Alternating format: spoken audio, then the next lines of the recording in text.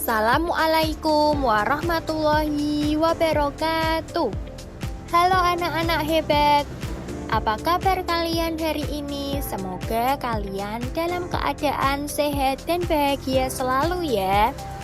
Selamat datang pada pembelajaran Bahasa Indonesia kelas 5 semester 1. Pada kesempatan kali ini kita akan mempelajari bab 2 yang berjudul Buku Jendela Dunia. Tahukah kalian buku disebut sebagai jendela dunia? Karena melalui buku kita dapat memperoleh banyak pengetahuan, mengenal berbagai tempat, serta memahami berbagai peristiwa tanpa harus mengunjunginya secara langsung. Dengan membaca buku, wawasan kita akan semakin luas dan ilmu pengetahuan kita pun akan bertambah. Tahukah kalian, ketika membaca sebuah cerita, kita pasti menemukan berbagai hal yang menarik.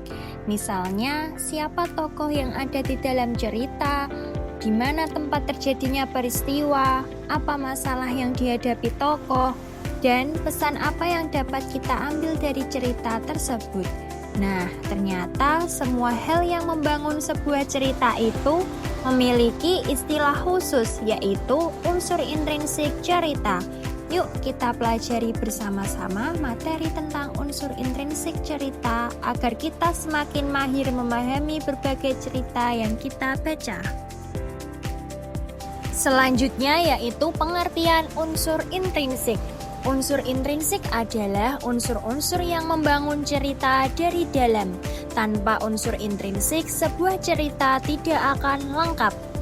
Nah, di sebuah cerita itu harus ada unsur intrinsiknya agar menjadi cerita yang utuh dan menarik untuk dibaca. Selanjutnya ada macam-macam unsur intrinsik, yaitu ada tema, tokoh atau penokohan, alur, latar, sudut pandang, dan amanat. Yuk kita pelajari bersama-sama lebih detailnya satu persatu ya. Yang pertama yaitu ada tema. Tema adalah pokok pikiran atau gagasan utama yang menjadi latar belakang cerita. Contoh tema ada keluarga, persahabatan, kejujuran, dan perjuangan. Misalnya ada cerita tentang persahabatan antara dua anak. Nah, temanya yang tepat itu adalah persahabatan. Selanjutnya yang kedua yaitu ada tokoh atau penokohan. Tokoh adalah pelaku dalam cerita, sedangkan penokohan adalah pemberian watak atau sifat pada tokoh. Jenis tokoh ada dua, yaitu tokoh utama. Tokoh utama adalah tokoh yang paling sering muncul, sedangkan tokoh tambahan adalah tokoh pendukung cerita. Contoh dari watak yaitu ada baik hati, sombong, dan pemberani. Contoh lainnya, misalnya ada tokoh yang bernama Ani. Nah, penokohannya yaitu rajin, baik hati, dan suka menolong. Selanjutnya yang ketiga yaitu ada alur. Alur adalah jalan cerita dari awal sampai akhir. Adapun tahapan alur, yang pertama ada pengenalan, yang kedua muncul masalah, yang ketiga puncak masalah, dan yang terakhir adalah penyelesaian masalah. Adapun jenis-jenis alur yaitu yang pertama alur maju. Alur maju yaitu cerita yang berjalan dari awal sampai akhir secara berurutan. Yang kedua alur mundur.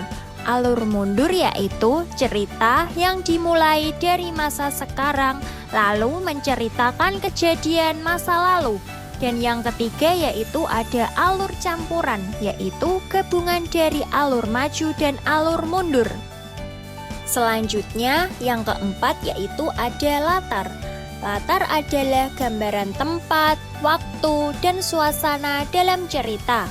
Latar dibagi menjadi 3, yaitu yang pertama ada latar tempat.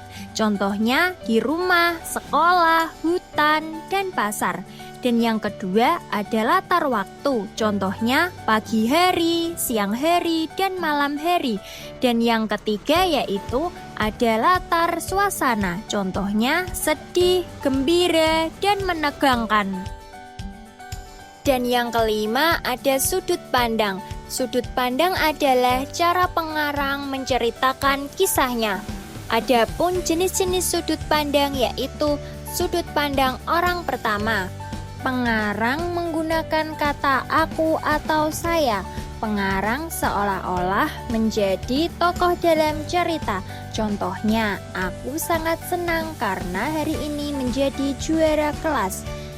Yang kedua ada sudut pandang orang ketiga, yaitu pengarang menggunakan nama tokoh atau kata dia, ia, atau mereka.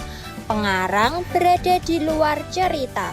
Contohnya, Andi sangat senang karena hari ini ia menjadi juara kelas.